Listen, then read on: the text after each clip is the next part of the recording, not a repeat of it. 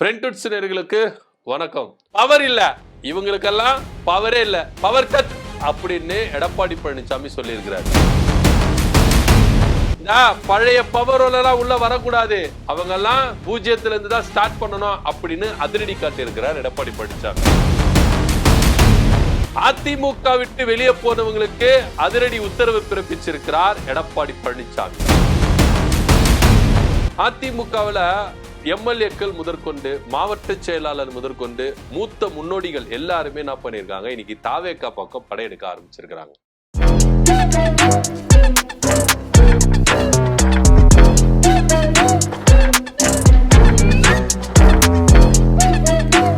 அதனால அதிமுக இன்னைக்கு ஸ்டார்டிங்ல இருந்து ஸ்டார்ட் பண்ற ஒரு ரேஞ்சுக்கு இருக்கிறாங்க. அதாவது எம்ஜிஆர் அவர்கள் அதிமுக கட்சியை ஆரம்பிக்கும் பொழுது எப்படி அவருக்குன்னு ஒரு ஃப்ரேம் இருந்தது. ஏன்னா திமுக ஆல்ரெடி அவர் என்ன பண்ணியிருந்தாரு, ஒரு மாபெரும் தலைவராக இருந்தாரு. திரையுலகில் அந்த அளவுக்கு மக்கள் கிட்ட ஒரு அவ்வளோ வரவேற்பு இருந்தார். ஒரு தனி கட்சி ஆரம்பிச்சாலும் அவ்வளோ வரவேற்பு இருந்தது.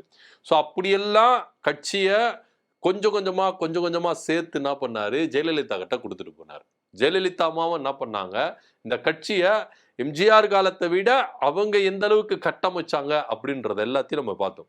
எம்ஜிஆர் ஆரம்பித்த கட்சி, ஜெயலலிதா அவர்களால் கட்டமைக்கப்பட்ட கட்சி இன்னைக்கு சிக்கி சின்னாபினமா சுக்குநூறா உடைஞ்சிருக்கு. இன்னைக்கு எடப்பாடி பழனிசாமிக்கு என்ன நிலைமை அப்படின்னா, இந்த அதிமுகவை ஒரு சில மாவட்டங்கள்ல ஸ்டார்டிங்ல இருந்து என்ன பண்ணணும், ஆரம்பிக்கணும்.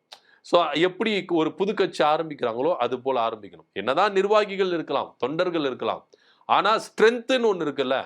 இப்போ நீங்க உதாரணத்துக்கு நம்ம புதுக்கோட்டை மாவட்டத்தை எடுத்துக்கலாம். சி விஜயபாஸ்கர் அவர்கள் வசிக்கிற மாவட்டம். இந்த மாவட்டத்தில் சி விஜயபாஸ்கர் அவர்கள் எந்த அளவுக்கு ஒரு ஆளுமை மிக்க தலைவராக இருந்தார். அவருக்கு ஈக்குவலான ஒரு தலைவர் புதுக்கோட்டை மாவட்டத்தில் இது வரைக்கும் நம்ம பார்த்துருக்கிறோமா? கிடையவே கிடையாது. ஸோ அப்படி இருக்கும் பொழுது அந்த மாவட்டத்தில் இப்போ ஆரம்பத்துல இருந்து அவர் என்ன பண்ணணும், அந்த அதிமுக கட்சியை கட்டமைக்கணும்.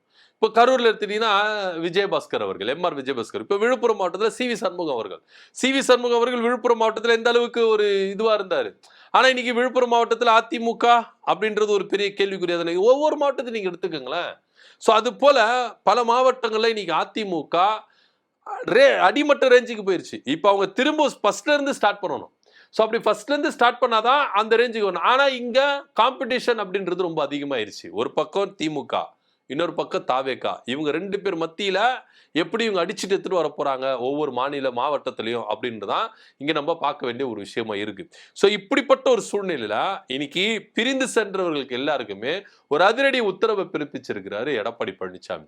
அதாவது இன்னைக்கு அக்கறைக்கு இக்கரை பச்சை அப்படின்ற மாதிரிதான் எல்லாரும் தாவேகா பக்கம் போறாங்க. ஆனா தாவேகா பக்கம் போனா அங்க எதுனா அவங்களுக்கு பிரயோஜனமா இருக்குதா அப்படின்னா கிடையவே கிடையாது. போற வேகத்துல நல்லா தான் இருக்குது. ராஜ மரியாதை தான். என்ன கொஞ்சம் உங்க வீட்டு மரியாதை எங்க வீட்டு மரியாதையா, ஒட்டுமொத்த ஊர் மரியாதை அங்கதான் இருக்குது. அந்த அளவுக்கு மரியாதை. வாங்கண்ணே அப்படின்னு சொல்லிட்டு வருகன்னு வரவேற்கிறாங்க. ஆனா வந்துட்ட பிறகு வறுத்தெடுக்கிறாங்க அப்படின்னு தான் இங்க பார்க்க வேண்டிய ஒரு விஷயமா இருக்கு. ஏன்னா போனவங்களுக்கு உண்மையிலே அங்க அங்கீகாரம் கிடையவே கிடையாது. அதுவும் இல்லாம போனவங்க எல்லாமே போற வேகத்துல திரும்பி வந்துட்டு இருக்கிறாங்க. இப்ப நீங்க செங்கோட்டையன் அவர்கள் கூட போனாங்க.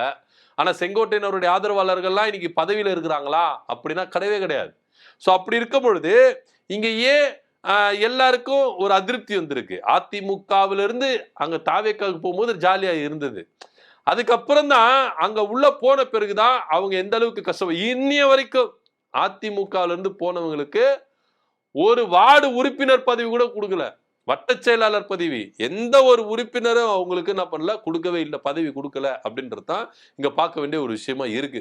சும்மா மஞ்சள் சிவப்பு துண்டை போட்டுக்கிட்டு என்ன பண்றாங்க, வரவேற்பு கொடுக்குறாங்க. ஆனா மரியாதை கொடுத்தாங்களா, பதவிகள் கொடுத்தாங்களா? கிடையவே கிடையாது. உதாரணத்துக்கு 5 தொகுதியில இடைத்தேர்தலை கேன்சல் பண்ணிட்டாங்க. இப்ப சி விஜயபாஸ்கர், எம்ஆர் விஜயபாஸ்கர் நிக்க முடியாது தேர்தல்ல. ஏன்னா அங்க தேர்தல் ரத்து பண்ணிட்டாங்க, பண்ணக்கூடாது, இடைத்தேர்தல் 5 தொகுதிக்கு பண்ணக்கூடாது. ஏன்னா இவங்க கோட்டை, கனவு கோட்டை சுக்குநூறா உடைஞ்சிருக்கு. என்ன ஒரு கனவுல போனாங்க, நம்ம தாவேக்காவுக்கு போனா இடைத்தேர்தலை நின்று எம்எல்ஏவாகி அமைச்சராயிரலாம் அப்படின்னு சொல்லிட்டு அவங்க ஒரு கனவு கோட்டையில போனாங்க. ஆனா இன்னைக்கு அந்த கனவு சுக்குநூறா உடைஞ்சிருக்கு. ஏன்னா நீங்க எதை விதைச்சீங்களோ அதை தான் அறுப்பீங்க அப்படின்னு ஒரு பழமொழிகள் இருக்கு. சோ அது நிஜ வாழ்க்கையில நடந்திருக்கு. கர்மா யாரையும் சும்மா விடாது சார் அப்படின்னு. இது எடப்பாடி பழனிசாமிக்கு நடந்திருக்கு. எடப்பாடி பழனிசாமி மட்டும் நம்ம வந்து அப்படியே வசத்தியா பேசல. அவரு எவ்வளவு துரோகங்கள் செஞ்சாரு. எடப்பாடி பழனிசாமி சசிகலா அவர்களுக்கு துரோகம் செஞ்சாரு. டிடிவி தினகரன், ஓபிஎஸ், கேசி பழனிசாமி, பெங்களூர் புகழேந்தி, செங்கோட்டையன் எல்லாருக்கும் துரோகம் செஞ்சாரு. இன்னைக்கு அந்த துரோகத்தினுடைய கர்மா தான் எடப்பாடி பழனிசாமி சுழட்டி சுழட்டி அடிக்குதா. ஏன்னா கூட இருக்கிறவங்க எல்லாரும் அவருக்கு ஆப்பு வச்சுருக்காங்க. அதுதான் இங்க பெரிய விஷயமா இருக்குது. எப்ப நீ எதை விதைச்சு அதுதான் அறுக்குற அப்படின்ற ரேஞ்சுக்கு எல்லாரும் என்ன பண்றாங்க, கருத்து தெரிவிச்சுட்டு இருக்காங்க. ஆனா இதுல ஒரு விஷயத்த நம்ம வந்து என்ன பண்ணோம், உன்னிப்பா கவனிச்சு போகணும். தொண்டர்கள் மத்தியில இந்த கருத்து எப்படி இருக்குது, தொண்டர்கள் மத்தியில இது எந்த அளவுக்கு பிரதிபலிச்சிருக்குது அப்படின்னா, ஒரு தொண்டர் சொல்றாரு, அதிமுக தொண்டர் சொல்றாரு, ஏங்க திமுக 10 வருஷம் ஆட்சியிலே இல்லைங்க, அவங்களுடைய எம்எல்ஏக்கள் சிதறினாங்களா, அவங்க கட்சி சிதறிச்சா? கிடையவே கிடையாது. அது இன்னும் அதிகமா வலுவாய்தான் வந்தது கண்டி, அது தேஞ்சு போகல. ஆனா இன்னைக்கு பதவி இல்ல, 5 வருஷம் ஆட்சியில் அடுத்த 5 வருஷம் நம்மளால ஆட்சி இருக்க முடியாது அப்படின்னு என்ன ஒண்ணு எல்லாரும் அந்த பக்கம் போறாங்களே. இவங்களா உண்மையான அதிமுக தொண்டர்களா, அம்மாவுடைய விசுவாசிகளா? ஒரு தொண்டர் டார கிழிக்கிறாரு. சோ அந்த ரேஞ்சுக்கு இன்னைக்கு அதிமுகவில் இருக்கிற அடிமட்ட தொண்டர்கள் வரைக்கும் இது எந்த அளவுக்கு பாதிப்பை ஏற்படுத்தியிருக்குது அப்படின்றத பார்க்கணும். சோ இதெல்லாத்தையும் கூட்டி கழிச்சுதான் எடப்பாடி பழனிசாமி என்ன சொல்றாருன்னா, போனவர்கள் போகட்டும், திரும்பி வந்தாங்கன்னா அவங்க பூஜ்ஜியத்திலிருந்து ஸ்டார்ட் பண்ணணும். இப்போ ஒரு மாவட்ட செயலாளர் அந்த பக்கம் போனார்னா திரும்பி வரும்போது மாவட்ட செயலாளரா வரக்கூடாது, அவர் உறுப்பினரா இருக்கணும். அதுக்கப்புறம் அந்த மாவட்டத்தில் ஒரு வேலை செய்யணும். பல வருஷத்துக்கு வேலை செஞ்சு அவர் ப்ரூவ் பண்ணாதான் மாவட்ட செயலாளர் அப்படின்னு. இப்போ எஸ்பி வேலுமணி, சி.வி. சண்முகம், தங்கமணி, வீரமணி போன்றவர்களாம் ஏன் அவர் வந்து திரும்ப பதவி கொடுக்கல அப்படின்னா இதை ஒரு காரணம் காட்டுறாரு. சோ நான் எடுத்த முடிவு எடுத்ததுதான், நான் பண்ணுதுதான், அவங்களுக்கு கொடுக்க முடியாது. இன்னைக்கு சாதாரண குச்சியை வச்சு அடிச்சவங்க நாளைக்கு வந்து என்ன பண்ண மாட்டாங்க, பெருசா எங்களுக்கு ஆப்பு வைக்க மாட்டாங்கன்னு நிச்சயம். பதவியை கொடுத்துட்டால் இங்க அவங்களுக்கு பவர் வந்துடும். சோ அதனால பழைய பவரு, இந்த புது பவரு அதெல்லாம் இருக்கக்கூடாது. போனா போட்டோம், திரும்பி வந்தா ஏத்துப்போம், ஏத்துக்காமலாம் இருக்க மாட்டோம். ஆனா அவங்களுக்கு பொறுப்பு கொடுக்க மாட்டோம், பவர் கொடுக்க மாட்டோம்.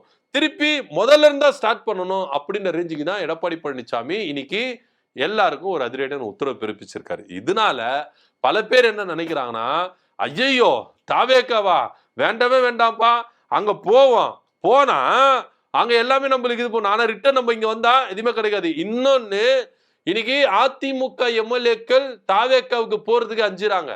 ஏன்னா கிட்டத்தட்ட 5 தொகுதிக்கு இடைத்தேர்தல் கேன்சல் பண்ணிட்டாங்க.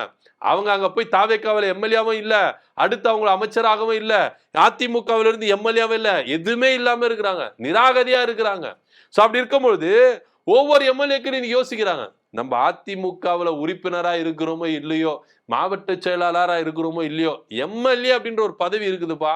நம்ம எடப்பாடி பழனிசாமி என்ன எப்போ வேணாலும் நம்ம காம்ப்ரமைஸ் பண்ணிக்கலாம், எதுக்கு இருக்கிறத விட்டு பறக்கிறதுக்கு ஆசைப்படுவானே, வேண்டாம் அப்படின்னு தாவேக்காவா ஆள விடுறா சாமி அப்படின்ற ரேஞ்சுக்கு எல்லாருமே தெரிச்சு ஓடுறாங்க. இன்னைக்கு அதே நிலைமை தான் எடப்பாடி பழனிசாமி ஐயா அதிரடியான உத்தரவு போட்டிருக்கிறாரு. அதிமுகவிலிருந்து யாருன்னா பிரிஞ்சு போனா போட்டோம், அதை பத்தி கவலை கிடையாது. திரும்பி வந்தாங்கன்னா அவங்களுக்கு பதவியே கிடையாது.